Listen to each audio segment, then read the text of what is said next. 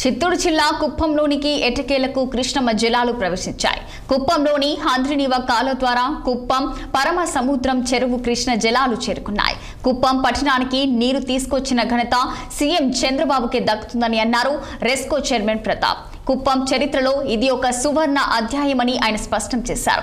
కుప్పం నియోజకవర్గ అభివృద్ధి ప్రదాత చంద్రబాబుకు నియోజకవర్గ ప్రజలు రుణపడి ఉంటారని వ్యాఖ్యానించారు. సాగు త్రాగునీటికి ఇబ్బంది లేకుండా నియోజకవర్గంలోని చెరువులను కృష్ణ జలాలతో నింపుతున్నామని తెలిపారు రెస్కో చైర్మన్ ప్రతాప్. అందరికీ నమస్కారము. ఈ పరమ సముద్రం చెరువు ఆయకట్టు చైర్మన్ నేను. నా పేరు ప్రతాప్ సింహ. కుప్పం ప్రజలు ఆయన సీఎం అయినప్పుడు కూడా ఇంత ఆనందపడలేదు. ఈరోజు మహత్తరమైనటువంటి ఆనందం. ప్రతి విలేజ్లోనూ కూడా ఈ నీళ్లు వచ్చేదానికి పరమానందాన్ని పొందుతూ ఉన్నారు. రైతులైతే పట్టలేనటువంటి ఆనందము. ఇప్పుడు ఇంకొక హాఫ్ అన్ అవర్లో ఇక్కడ మా వరమనూరు దగ్గర వస్తూ ఉంది నీరు. పరమ సముద్రం చెరువుకు వచ్చింది చేరుకుంటుంది.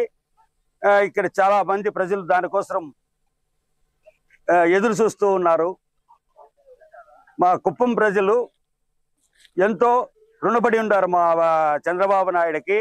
ఎక్కడో ఉండేటువంటి పాతాళ గంగ, శ్రీశైలం దగ్గర పాతాళ గంగలో కృష్ణానది పుడుతుంది. ఆ కృష్ణానది ఎంత లోతులో ఉందంటే 1800 అడుగుల లోతులో ఉంది. అక్కడి నుండి ఇక్కడికి తీసుకురావడం అనేది మహత్తరమైనటువంటి కార్యక్రమం. కుప్పం చరిత్రలోనే నిలిచిపోయే గొప్ప దినం. మామూలుగా జీవితానికి ఒకసారి, తరానికి ఒకసారి అంటారు. తరానికి కాదు, జీవితానికి కాదు. కుప్పం చరిత్రలోనే, కుప్పం ఎప్పుడు పుట్టిందో మనకు తెలీదు, ఎంతకాలం ఉంటుందో మనకు తెలియదు, కానీ ఈ కుప్పం చరిత్రలోనే నిలిచిపోయే సువర్ణ అధ్యాయం ఈ రోజు. ఎందుకంటే ఎక్కడో కృష్ణమ్మ 730 కిలోమీటర్ల అవతల నుండి 1200 మీటర్లు లిఫ్ట్ అయ్యి ఈరోజు కుప్పంకి, నిన్న కుప్పం కాన్స్టిట్యున్సీ చేరుకుంది.